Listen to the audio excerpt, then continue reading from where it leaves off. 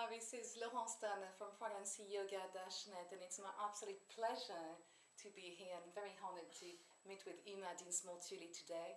Uma is certainly one of the most respected, in my opinion, yoga and pregnancy teacher around London. She's a teacher of teachers. She's written many books, some of which Yoga for Pregnancy and Birth, or The Mother's Breath, many DVDs, and never met Uma before, but I've listened to many of her relaxation CDs, so familiar with her voice and the books as well.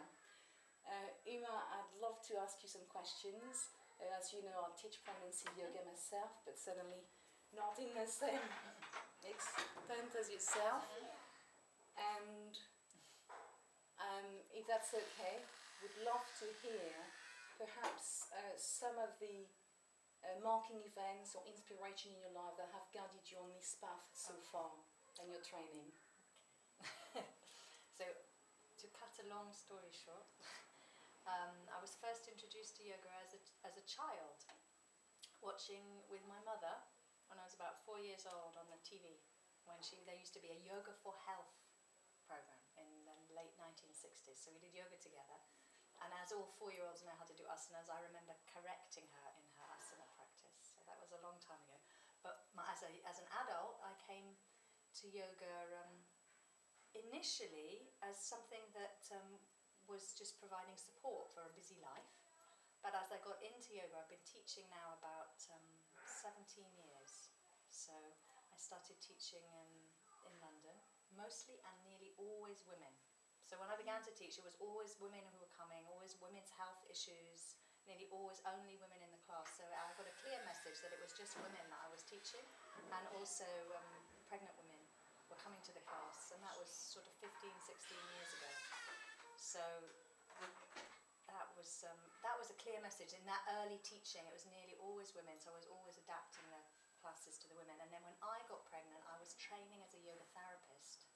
So my special project in training as a yoga therapist was yoga for pregnancy, because I was pregnant with my first son, who's now 12, and my project was to go around and see what yoga for pregnancy there was, and that was 12 years ago, and there was things available which I liked, but I was a very picky kind of yoga person by then, because I taught, and my experience was that the kind of yoga for pregnancy that was there was lovely, but it wasn't the kind of yoga I wanted to do, because it didn't include all the things I really loved, like mudras and the more spiritual aspects of yoga. It was mostly very physical and about preparing for birth, which is great.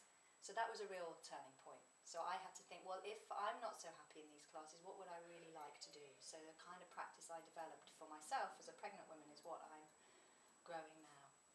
So it includes a lot of deep relaxation and breathing practices, and practices that connect with a sense of the inner teacher.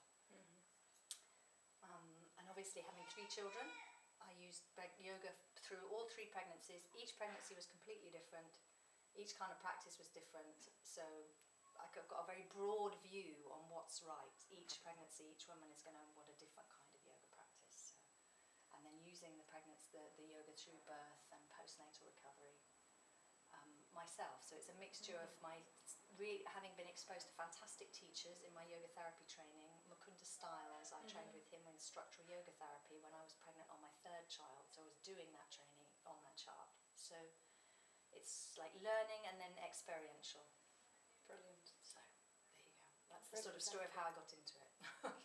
And that leads us well some of what you said about the breath. Could you tell us about the emphasis in your classes that you mentioned the other day? Now, I think that one of the most useful connections a woman can make in pregnancy is to see it as a preparation for motherhood, a preparation for change, and that the breath is the best way to prepare for that change, because it teaches us about change. Every breath teaches us about letting go, accepting, releasing, accepting, releasing. And so if you just focus on the simplest breath practices, then I think they're the most powerful central practices. Even through asana, as you move, as you be still, as you meditate, the breath is the thread. And I think that the breath that came to me really profoundly, that I wrote about in Mother's Breath, was while I was in labour on my first son, which was about a letting go breath, an exhale breath, that I think is a very common experience for women in labour. And focusing on that exhale was a great revelation. So I kind of formulated it as a practice that I now realise everybody recognises who has anything to do with birth, sees that women naturally do that. So I'd say that what's really key is to tune into instinctive behaviours, instinctive breath patterns, and just to refine the understanding of how they work. So it becomes a pranayama, a formal practice that then comes to you really easily at time of need, like in labour.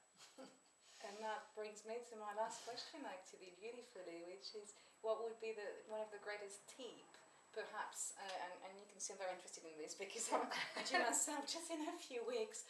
So, Emma, like you said, every labour is different, so I'm sure the second labour will be very different to the first one. And any greatest tip for labour?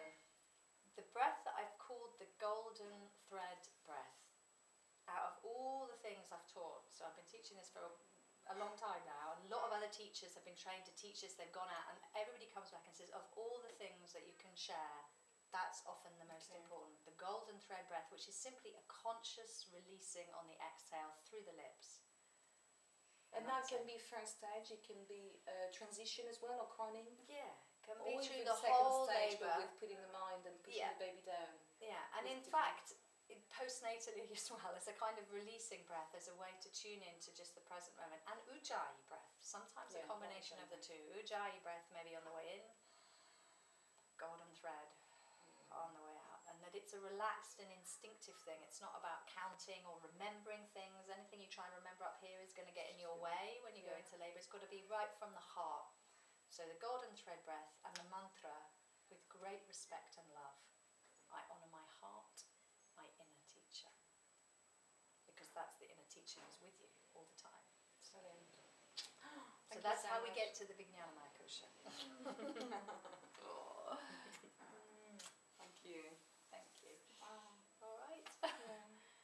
So I'm so pleased. Thank you so much, Emma. It's just such a revelation, and I can tell you all about it the next time around. But hopefully, all the students will be really delighted to listen to what you've got to say today. I hope so. I hope it's of use. Thank you. Namaste.